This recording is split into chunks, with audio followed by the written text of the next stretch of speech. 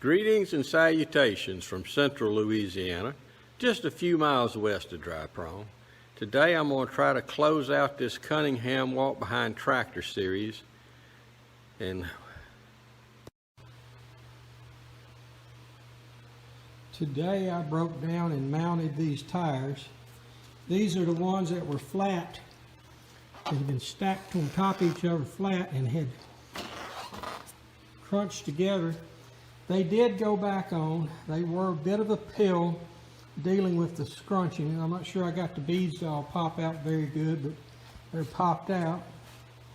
They will do fine for this particular project. I've seen other places where they've used motocross tires. And in this case, I spent $90 plus tubes, a little over $100, versus going to Miller Tire and spending $400 plus tubes plus shipping. So I think I come out pretty good on this deal, even though it was like a 3-hour, almost a 4-hour task to get this done. The most fun was getting the tube in the tire after I had mounted half of the one bead, and they were scrunched together, and I had to fight and fight and fight. But anyway, they are, and they're done for now. I need to touch up my paint, and after that we'll be trying to reassemble. well, I struggled with it. I found some what they call Getz oilers, only to find out that they were, the shaft on them was just a bit too small to go in this hole. So I mixed up some aluminum based epoxy to help cover the additional space there and mounted them. We'll see how long they last. You know, this is closer to original equipment. I don't know what they're actually called. I seen something that said they were called Getz, G-I-T-S oiler cups, but I don't know. There's not one on the wheel axle down here. There was, however, one over here on the opposite wheel axle, which I replaced. Using the same technique, pulled out the old, what was left of the old, just made, and slipped in a new one with some aluminum-based epoxy around it. And so that's done. I'm not sure about this one because whenever you put the paws on there, it might knock it off.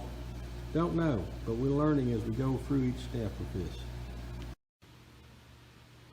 As I said, somebody else had messed with this years ago. This little knob, I've cleared out the pinhole in it there. And this is what came with it. I don't necessarily know that this was correct, but this is what came with it, or the clutch control. Seems kind of counterproductive to me there. It don't, like it may or may not work exactly right, but this is what came with it. Maybe how we have to re-rig it. I do know I'm probably going to tear down this bar and round this corner off here and smooth it out a little bit, because this is definitely something tossed together afterwards. So it's kind of an afterthought by somebody. But we'll have to work on the clutch mechanism. So, alrighty, what we've got here this morning, I did break down. I put the handlebars back on and put the wheels on the axles. Everything's been painted. It is basically reassembled, with the exception I have not put the engine on the motor plate. I'm gonna need a belt to go with it. And I gotta figure out the throttle, the linkage for the clutch, which is an idler pulley that goes in right here. It lifts up and tightens the belt. I'll have to get that idler pulley figured out. And a control rod from the pulley back to the handle, which that's what this little knob is for right here, is to mount the lever on so you can use the control rod. Originally when I got it, it had a control rod going from here to to there, but I don't see how that would have worked very well. This particular unit has had other folks messing with it in years past before I got to it, because I've seen several things off and on. It just gave me that indication. Again, as I've said earlier, this is a Cunningham Model CA. Okay, we've done a little work this morning on the Cunningham Walkbehind. Had to polish the shaft a little more to get these limiting sleeves back on. This one holds the axle so it will stay, won't go back and forth like this, won't go back and forth, so that locks it in, because it locks in right there on the drive cone. And this one limits how far in the wheel comes, which on the other side they have the same thing. However, this one, from my looking at it, looks like either the nut broke off years ago or whatever, but it's fixed. I'm not going to mess with it. I'm just going to leave that at the same distance and put the other one over here at the same distance as well. And what will limit the wheels is to keep them on the shaft is the clickers that's installed on the end of each shaft here. You got a square block of steel with paws on it that go on the end of each shaft. So, but this is assembled back, and it's still stiff. It's going to be stiff because this chain is still stiff, and probably wouldn't hurt to give it a little oil to see what I can do about limbering it up a little bit. But again, this is not going to be put into full-time hard work. I did have to take out a couple of shims that somebody had added in here, trying to move this paw back over here more towards the unworn area. But yes, as I said before, since this is not going into heavy production work, it's just merely for show, I'll just let it ride in the worn spaces. Maybe it'll work a little smoother. But the original washers they put in there, which is what led me to suspect them, are kind of interesting. Somebody took the time to heat up and bend over some steel for this. So, but anyway, that was the two spacers that held the drive cone disc off of this area on the opposite side. Again, I've added the Getz oilers in here, flip top oilers, back so I can put some little lubrication on all this. And I guess I could go ahead and put the wheels on, but I'm just not quite ready to. My back right now, so I doubt I'll do that today. I did break down and buy a Predator engine, 79cc Predator engine to put on it, so it won't be too much longer. I picked up some research from yesterday's tractor that indicated this was more of a truck garden or walk behind. So it has a little bit of adjustment outward on the wheels, but not a lot. The right hand's pretty well fixed. The left hand I can move out some based on the block, you know, that the clickers are on, but I haven't worked on the clickers yet.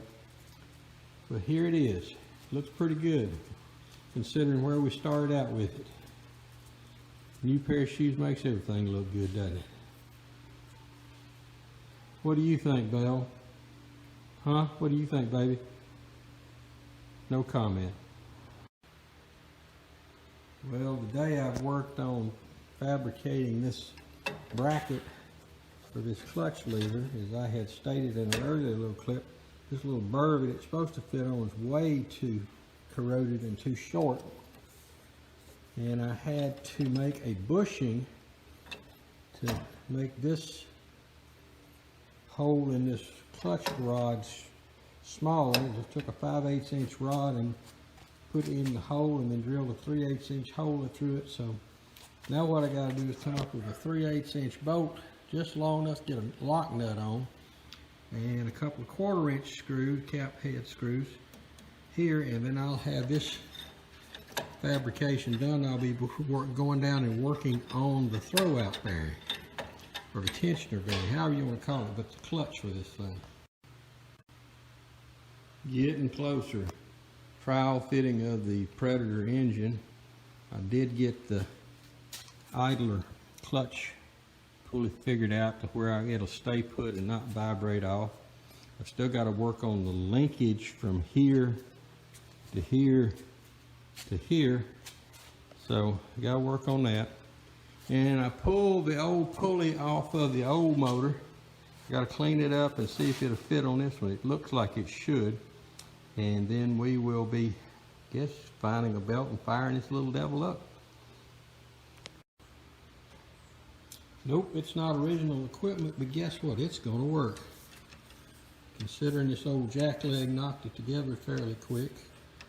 All I got to do now is work on the linkage from here down to the idler pulley, which is you pull up to engage the belt. So that's the next step, but this is looking pretty fine.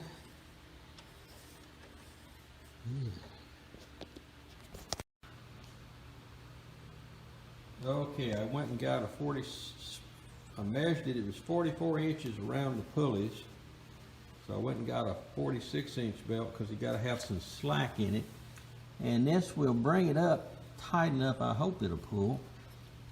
Well, at least get to right here, I know it will. But I'm going to have to probably proper. But I did get the clickers on the drive clickers. And I did get the engagement rods hooked up for the idler pulley, but I'm going to have to do some adjustment on the belt or get a smaller belt. Plus, when I originally took this down, there was a limiter chain from here to here to keep this from falling all the way forward. So I'm probably going to have to get another limiter chain and put in here to keep that from doing that. And I did notice that if I'm not careful back here, this will come too far back. Well, that just did it again. It flipped it all the way forward and hang right here on this bolt, which means I'll probably have to take this bolt out and put a round head carriage bolt in here to fit it in order to keep it from doing that. But again, all the fine tuning and tweaking that we do as we work through. Wheels are back on, the drive clickers are on, it should work. Once I get this idler belt straightened out, I'll be ready to fill it up with oil and gas, and we'll fire her off and take her outside for a spin. It's been come a long ways. This is the original linkage chain that was here. I shortened it a little bit because it was bad links on the end. Put an S-hook here to catch this bolt where it originally was. But that is what it looks like now. And honestly, you're worried about keeping it engaged, but when you flip it all the way forward, this lever here, the clutch lever, this rod bends just enough to hold it. See, when you disengage, it comes only so far out and drops it. And that's where the chain comes in, is to limit how far that front idler pulley will drop. And let's see if I can do this one-handed one way. And if I put it in gear here, it pops up and chain's hanging loose, so I think I've got it. Looks like I probably got it, so it's probably time to gas up, oil up, and see if we can't run it.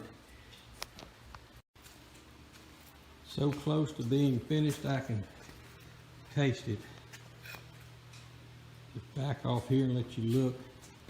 I did add like the original had a wooden beam out here, and I tried my best to replicate that with what I had, which is scrap oak from handrails in a hospital. I did reattach the middle buster, for lack of a better term, and added a plowshare that I had tossed out in the back, painted to match it. So it is complete, with the exception of I've got to reach down in here and put a U-bolt that goes back down and around this wooden beam. I've got it, and I was making a plate to give it a little bit of strength. But overall, it is done. It is back together. Everything looks good. I just have not fired it up. The belt pulley idler tinkering, I think I've got it right now. And the limiting chain's back on, the original chain with a little bit of modification. The All the parts are back on, seem to be working freely and together. Tires look good. It looks good. It's getting time to break down, and no more touch-up painting going to be done up here, so I'm going to, if it'll let me, it's going to be a butt. If many of you remember, and there will be pictures following this, I'll try to interpose some before and after pictures, but this is the Cunningham Walkbehind tractor, 1946 vintage, the best I can tell, or at least from what was stamped inside the rims on the wheels.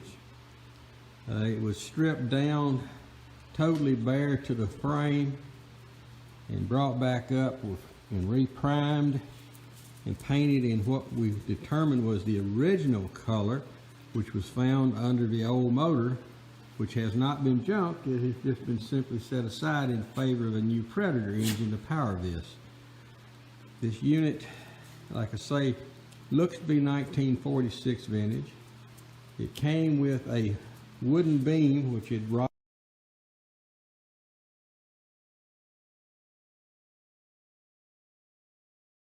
half right in two, and I replaced that with some scrap oak I had, and redid the little implement that was mounted to the beam, and mounted a John Deere plowshare onto it. So it's come a long way. It looks a lot better than it did when it first got here.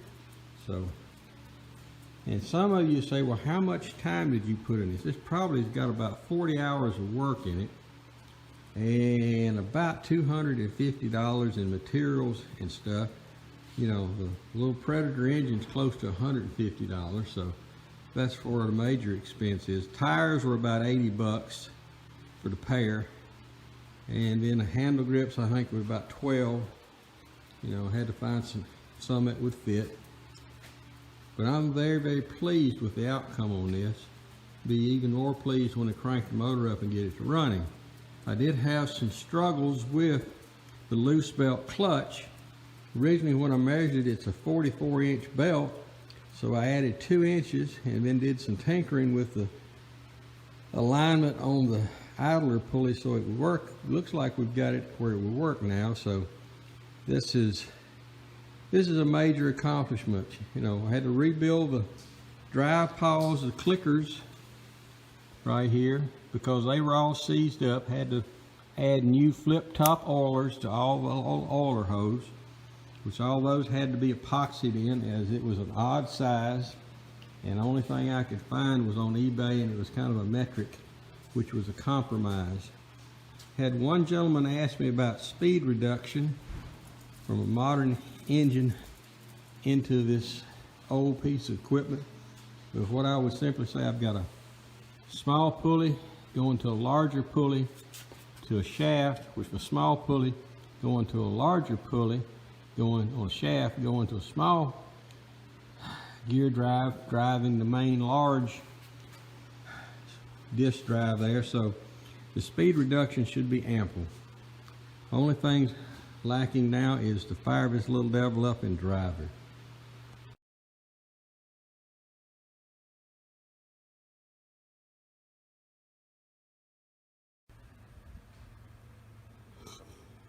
Again, as I said earlier on a previous clip, this unit is very well balanced. As you can see how it stands here, it's added just a little fuel and it's tipping more to the front. So we're going to see now if this will run and it'll walk on its own.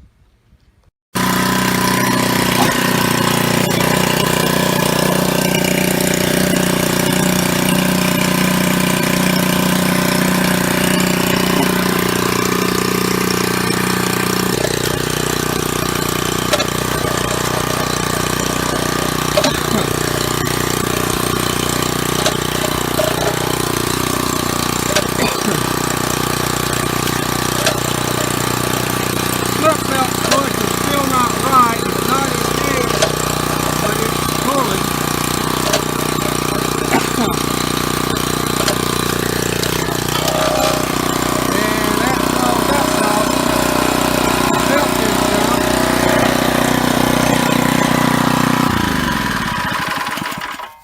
Yeah, that solved that problem when the belt jumped, but it was riding down here, as you can see by the belt wear.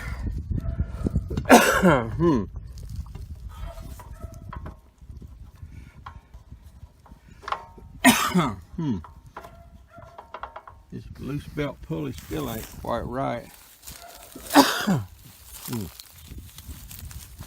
But it does work and it does pull on its own. I need to grease up all the joints on it and make it run real good, but it is basically complete. It's